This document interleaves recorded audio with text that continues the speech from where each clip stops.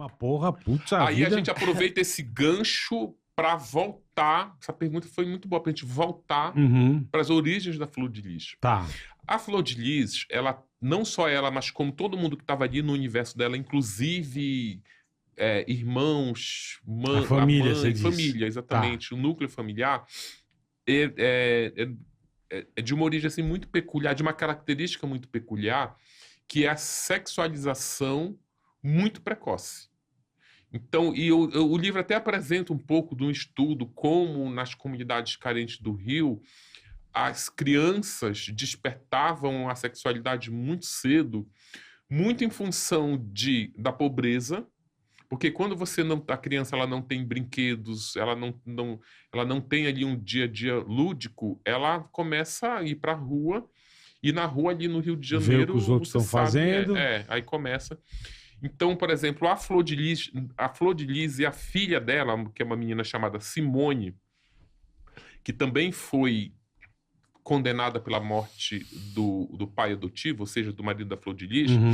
A Flor de Lis e a Simone, elas tinham uma convivência assim muito próximas e trocavam segredos, confidências sobre sexo. Tá. Por exemplo, a Simone é filha dela mesmo. É filha dela. A Simone, quando tinha 12 anos, ela namorava um rapaz de 14 anos. Tá. Aí, a Flor de Lis ouvia tudo com a Simone. Nossa, eu tô namorando, ele é ótimo. Aí, daqui a pouco, ele chega pra Flor de Lis, a Simone chega pra Flor de Lis e diz, olha, ele é ótimo, vocês já transaram já? E olha, o sexo é ótimo. Ele tem um pau desse tamanho. Aí a Flor de Lis... 12 anos. Com 12 anos. E do Flávio. Então, provavelmente, ela deve pode ter sido mãe adolescente? Cara, ela foi... A Flor de Lis, voltando, rebobinando um pouco mais a vida da Flor de Lis, ela era filha... Ela era filha da Carmozina... Ela é filha da Carmozina com um jagunço que eu esqueci o nome agora. É filho de um jagunço lá. Daí esse jagunço, ele vai sendo promovido, ele vai recebendo como pagamento do dono da fazenda uns lotes de terra. Então ele vai prosperando. Só que aí ele prospera, ele faz uns financiamentos, uns endividamentos ali e perde tudo. Quando ele perde tudo, ele sai distribuindo os filhos para forasteiros. Então a Flor de Lis, ela foi dada para um cara do exército que estava fazendo uma missão ali na região... no interior do Rio. Isso não era Jacarezinho, no interior do Rio. Aí ele disse, olha, o cara tinha 22 anos, a Flor de Lis tinha 11, leva a minha filha que... Cuida dela, que eu não tenho condição de cuidar. E o cara leva, e assim, cara, um cara de 22 com uma criança... De 11. Qualquer tipo de relação ali é um estupro. É uma violência. Com toda certeza. Aí esse cara era tão violento, né, muito escroto. Aí esse cara era tão violento com ela... começa a bater nela. Aí ela foge de casa, encontra a mãe e fala pra mãe assim, mãe, eu não aguento ficar lá. Esse cara, ele me bate, ele me bate. Ele tá fazendo o sexo anal e eu tô assim, ficando dilacerada. Eu não tenho como ficar lá. Menina com 11 anos. Caralho. Aí a mãe dela fala assim, mas minha filha, ele te bate em que horas? Na hora que a gente tá transando. Aí ela diz assim, olha, se ele te bate nessa hora... você tem que relevar, porque isso quer dizer que ele te ama. Porque tu acha que o teu pai não me bate quando a gente tá transando? Então ela não embute na cabeça da Flor de Lis. E quando tá transando, pode. É porque é uma demonstração de amor, que é a coisa mais equivocada que eu já ouvi na vida. Não, lógico, óbvio, porra.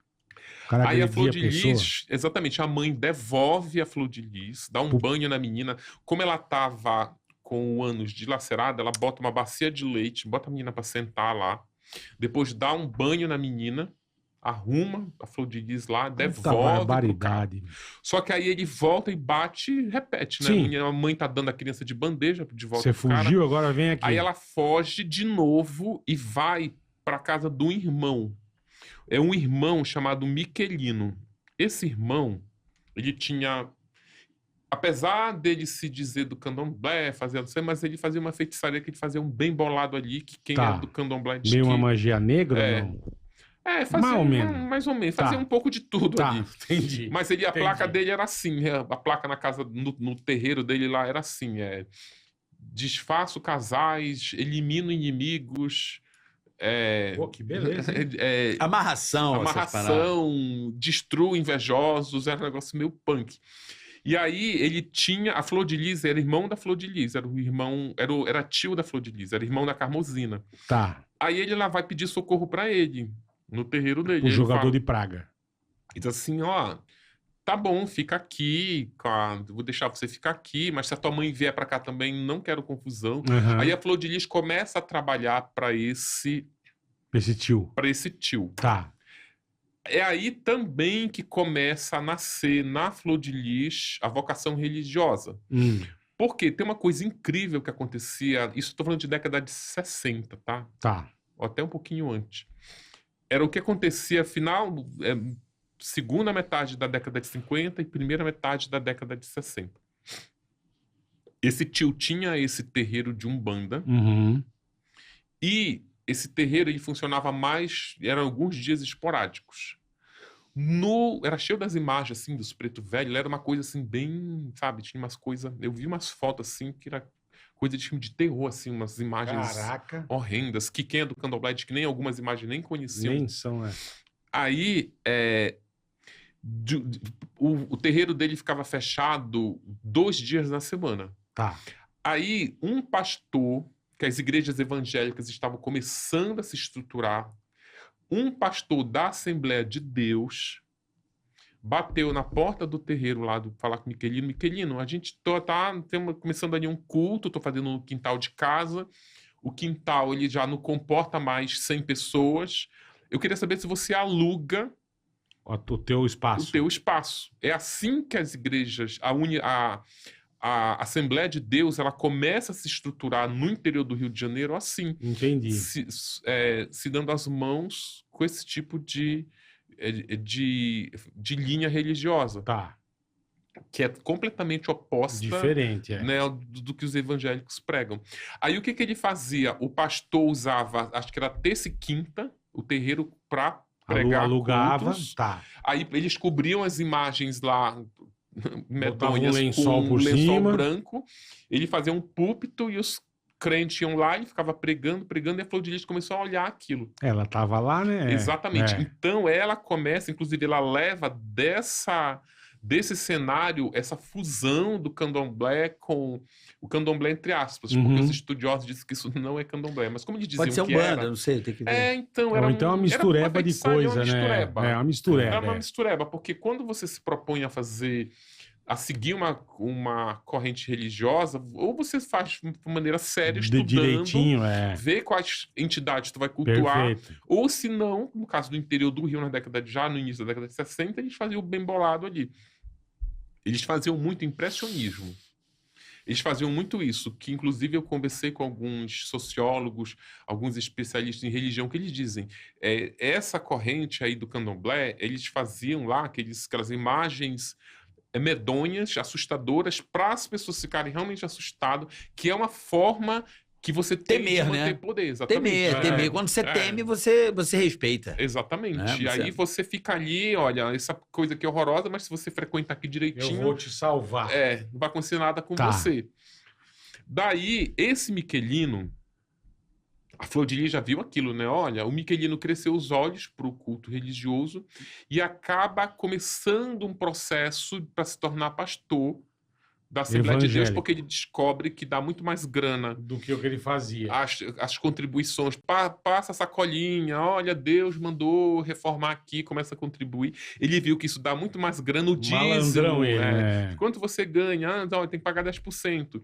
Dava mais grana do que ele ficar lá fazendo os trabalhos dele, lá desfazendo o casal e tal. Então, ele falou, vou para essa área. Lógico. Aí ele tinha uma esposa que tinha 16 anos, o Miquelino tinha uns 30 e pouco. A turma respeitava bastante. E ele disse para essa esposa dele, olha, você não pode engravidar, porque tem lá um acordo que o meu filho vai ser o filho do Satanás, então você não engravida. E ela acaba engravidando. Aí ele disse assim, eu vou ter que matar essa criança, porque eu falei pra você e, enfim, não vou nem esperar nascer. Tentou abortar, deu uns murrou a mulher, porque a mulher já estava lá com uma gestação meio avançada. Pessoal legal, né? Não, turma de boa.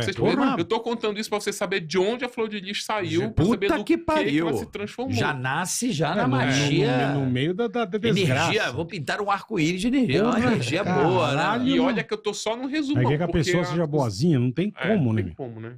Isso é só o resumo. Porra, puta ambiente absurdo. Lazarento. Daí, o que ele faz pra matar a menina? Ele toca fogo no terreiro todo lá, era uma oca assim grande de palha, toca fogo, a mulher consegue escapar, aí ela se esconde na casa da mãe da Flor de Lis, aí ela tem um bebê, e aí ela fala pro Miquelino que a criança morreu.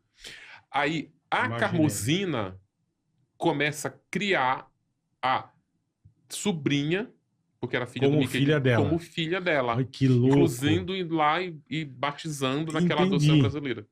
Por que isso é importante? Porque também aí, a Flor de Lis que leva, nessa atitude da mãe, em que a Flor de Lis começa a já elaborar o plano de virar aquela supermãe. Ela vê que, olha como minha mãe virou mãe da minha prima. Entendi, então, acolheu a menina. Os modus operandi da mãe começa, a Flor de Lis planta essa sementinha.